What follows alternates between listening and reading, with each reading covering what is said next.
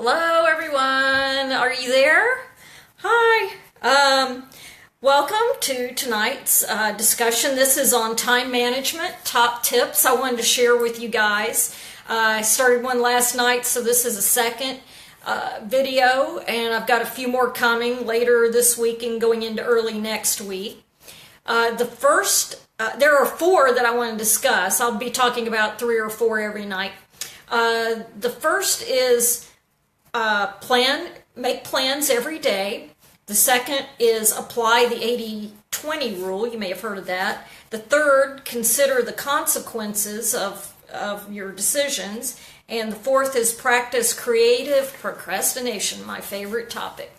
Now, plan every day. That's something I don't know if you've ever heard of this saying called the 6 Ps. It's proper prior planning prevents poor performance. It's a tongue twister if you say it too fast. Proper prior planning prevents poor performance. So you want to do this every day, and if you just take 10 minutes every day, that's about all it should take, and it'll save you a few hours of time, because if you and write it down as well what you're going to do, because if you may do your first task, and then when you come back, when you finish that, then you may get kind of distracted, take a break, a little too long of a break, and the next thing you know, your day's gone. So if you stick with your list and keep checking things off as you get them done, and it's really helpful if you make your list at night before you go to sleep. That way,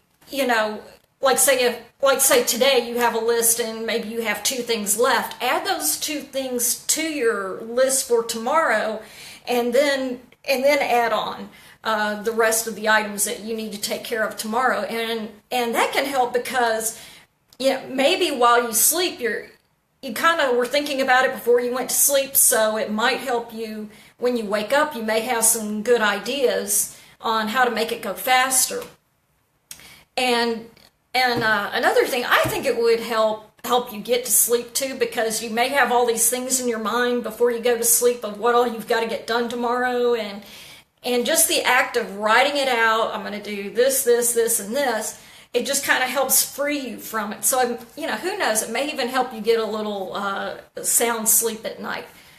So that's the first one, plan every day. The second one, apply the 80-20 rule. Now, the 80-20 rule has been around for a long time, and it applies to so many areas of life.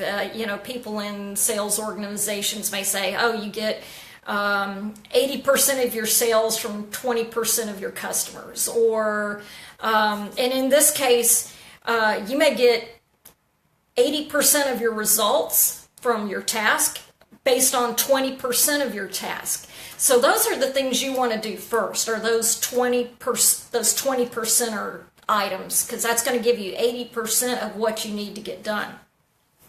And it is hard to get going on those 20%. And one tip that I read about in this book by a guy named this man is named Brian Tracy. He's written a lot of books to help people with their time management, and this one's called Eat That Frog. And it has to do with procrastination.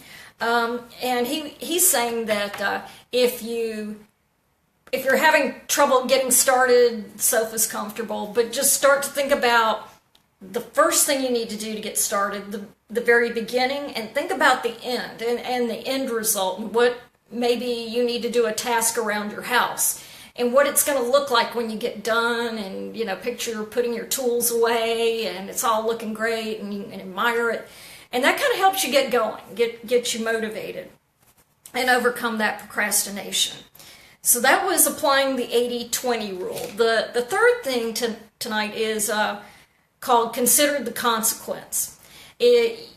Consider the consequence of whether you do a particular task or not. Whether what is the consequence whether you do it or don't do it.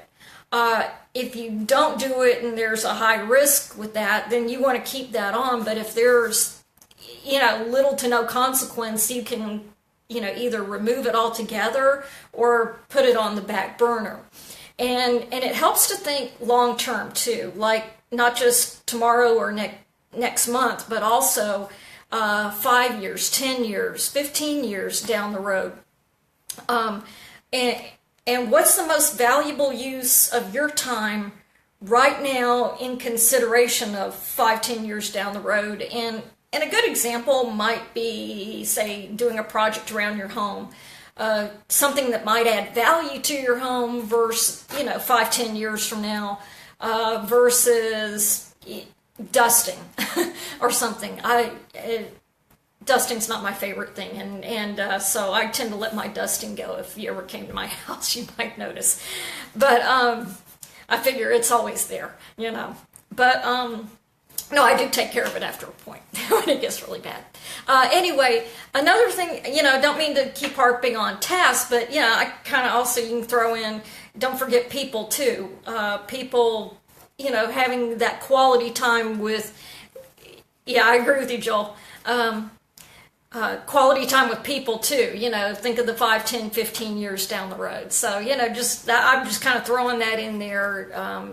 Maybe doesn't have much to do with time management. We just want to keep some balance. And finally, the fourth thing is practice creative procrastination. I love this idea. Because, really, we have so many things we need to do, and you can only do so many things at one time. So some things are just naturally going to procrastinate. You have no choice. But what you want to procrastinate on are the things with the low value. What do I really not have to do right now? Or, has no value. And so you can also say no to some things. Some things, like that going back to the 80-20 rule, those 80% of the tasks that don't add much value, some things can just kind of fall into that category, or maybe even not in your 80% at all.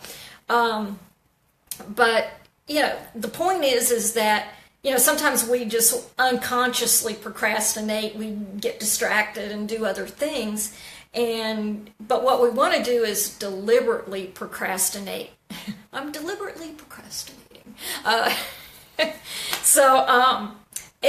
Just deliberately procrastinate on those things that just really don't have a value. Those things you can put off. So again, just to review, you want to plan every day. Take 10 minutes to plan every day and write it down. Secondly, apply the 80-20 rule. Focus on those 20% items of things that you can get done that will bring value, and think about your beginning and ending tasks to help you with your procrastination. And then consider the consequences. Will this matter or not? And practice the creative procrastination. So anyway, I hope this helps. If you have any more comments, I see that, Joel. I had to move. Sorry, I didn't mean to move the camera around. I had to read your comment. I do that very well myself. So anyway, if you have any more comments, I'm going to post this on my Facebook page, and it'll just take a minute or two, however long Facebook takes to get it posted. So I appreciate everybody watching, and hope you guys have a great evening. Good night.